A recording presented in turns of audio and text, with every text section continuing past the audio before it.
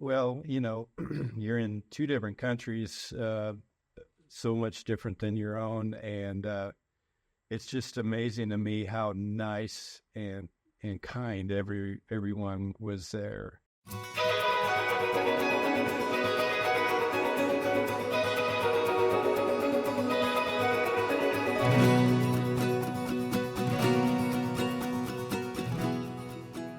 Welcome to Illinois Corn TV. My name is Haley Bickelhop, and I'm the Policy Communications Manager at Illinois Corn. On this show, we bring you informative ag interviews positioning Illinois farmers to grow. Today, we have broken this show up into two parts, so let's get started with part one, our featured interview with Dan Meyer. Dan is the District 12 Director of the Illinois Corn Marketing Board, and this week, we talked about expanding international markets for Illinois corn. Let's jump into the interview. Hello, Dan. Thanks for being here at the Illinois Corn office today. We are really excited to talk to you about your recent trip with the U.S. Grains Council, this mission. But first, I want to talk to you about your role as the District 12 Director and how you got roped into this experience. Well, it's something that I always wanted to do. My dad was on the Illinois Corn Marketing Board back in the 80s and 90s, and he had such an incredible experience with it, and it just happened to be that I could get off of basically every other board and be able to devote my time to this. The previous director was going to go off, and I had it timed out, and so I'm just thrilled to be here. So I want to talk a little bit about your mission to Asia, but first you started in Vietnam. So what piqued your interest in exploring the corn-based products and markets in Vietnam?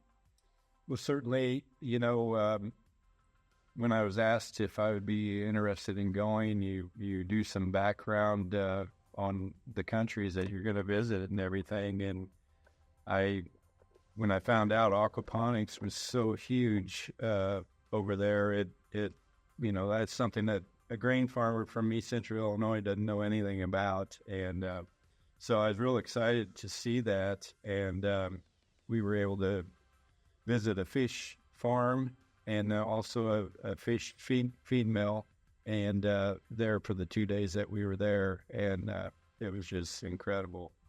Yeah, definitely sounds a little different than some of our operations here. So where do you see this Vietnamese market expanding, especially with like DDGs? Did they talk about that on your trip? Sure. Right now, there is some sorghum in the feed rations, but they're doing a lot of experimenting, not only with corn, but with the DDGs. And we were able to visit a laboratory in Saigon that does a lot of experimenting with different rations for not only their main staple, which is the Pangasius catfish, but also with the shrimp there. And it's really funny because they're doing tests with shrimp, doing like a blind taste test type thing where they'll put 3 different feeds out and then like lift a little gate up, and they're finding that the shrimp are attracted to the DDGs, and so that could be a really big market in the future. Wow, well, I hope you got to try some good seafood while you were there too. Certainly. Well, you also went to Thailand, and I know there's some different talk of silage and the impact that can have on some dairy farms. What was your experience there? Well, we were able to meet with a gentleman that was originally raised in Taiwan, but he spent 20 or 25 years out in California with the big dairies, and he's come back to Southeast Asia in Thailand and starting up a milk company. And because a lot of those Southeast Asian countries are implementing dairy into their diets at a young age, so you're going to have a whole generation of children growing up getting used to having milk and butter and everything along with that. And So he's not only having to teach the dairy farmers how to expand production, but also teaching the grain farmers how to grow corn so that it can be chopped for silage. And then along with that, changing the rations for the cows so that they can produce more. And that can really turn into a big DDG market for U.S. corn. Definitely. And you, you're exploring these international markets. Where do you see this continuing for our Illinois corn farmers? Do you see a demand increase in the future? Is that something that was discussed on your trip? Oh, certainly. Right now, they're just kind of a low-level importer of our products, but developing relations is huge over there, and developing trust. And I think it could definitely turn into a great place to be able to export the products that we raise. You talked about developing relationships. Was there anyone really interesting you met, or someone that just really stuck out to you? Well, certainly, you're going to have to pause because I'm going to get emotional. Sorry.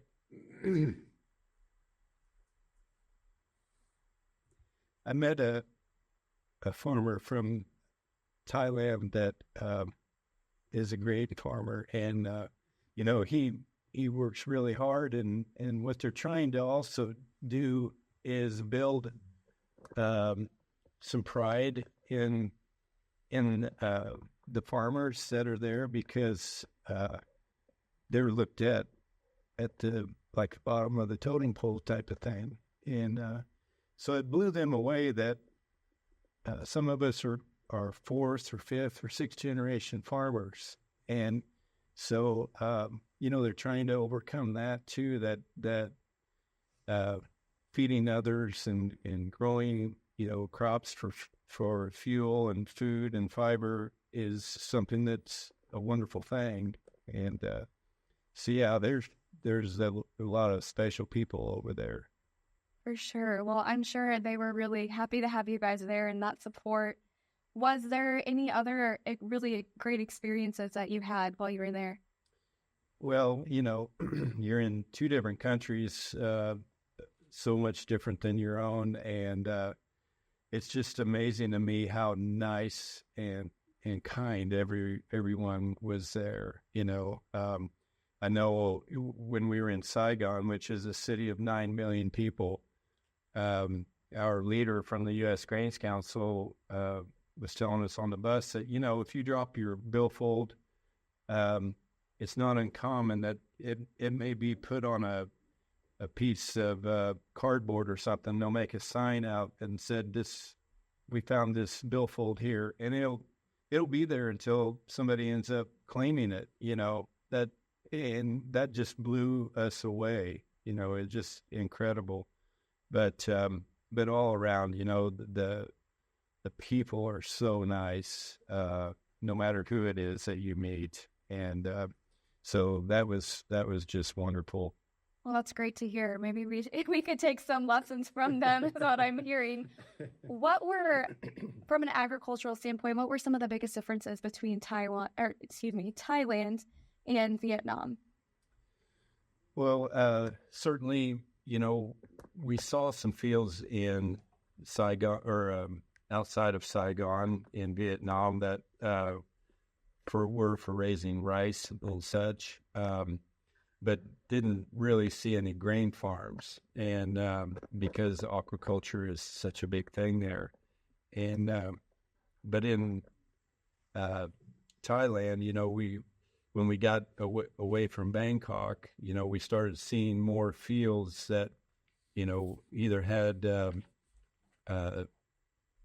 sugar cane in them, or corn, or bananas, or so that was a more of a field agriculture in Thailand, and so yeah, it was beautiful. I didn't know what to expect. I didn't think we're going to be going through any jungles or anything like that, and we didn't. But no, it was just incredible. Well, what would you say, this is often Checkoff contributed. So what would you say to a farmer that was curious if they thought that there was a good return on this? Well, certainly,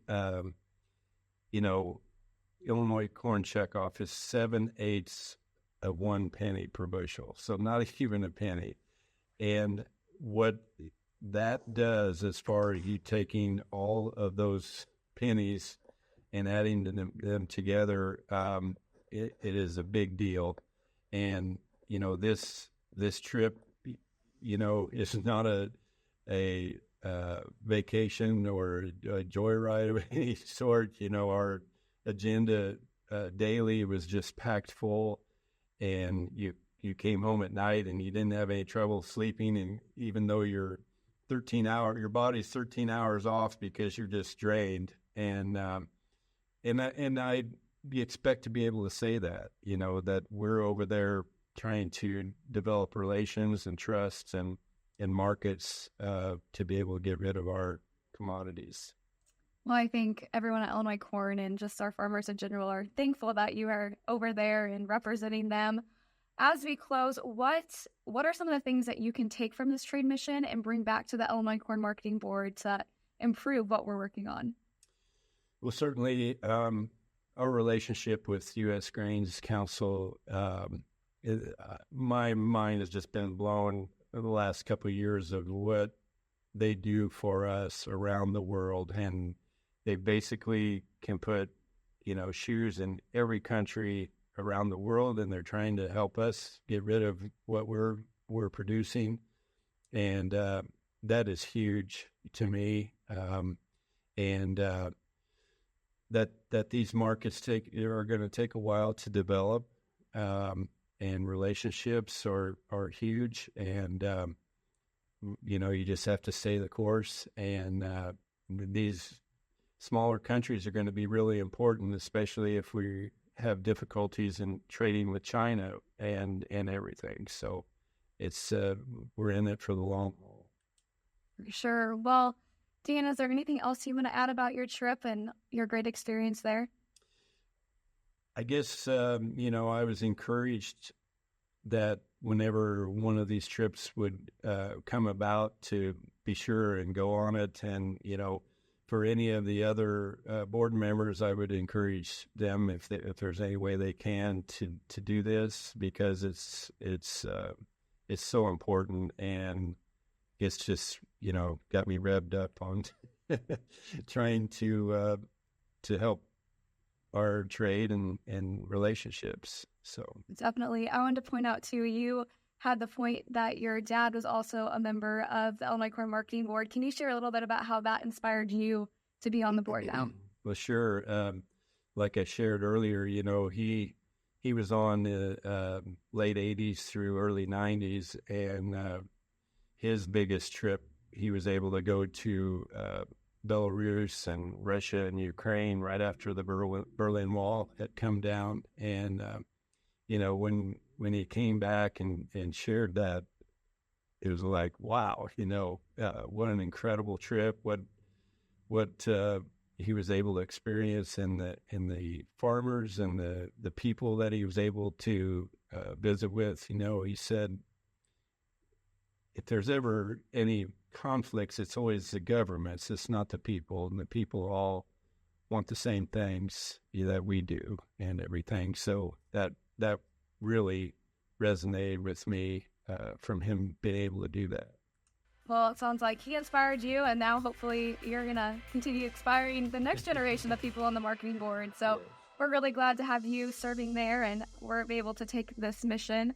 And we just thank you for stopping by today and talking to us more about it. It was great. Thank you, Haley.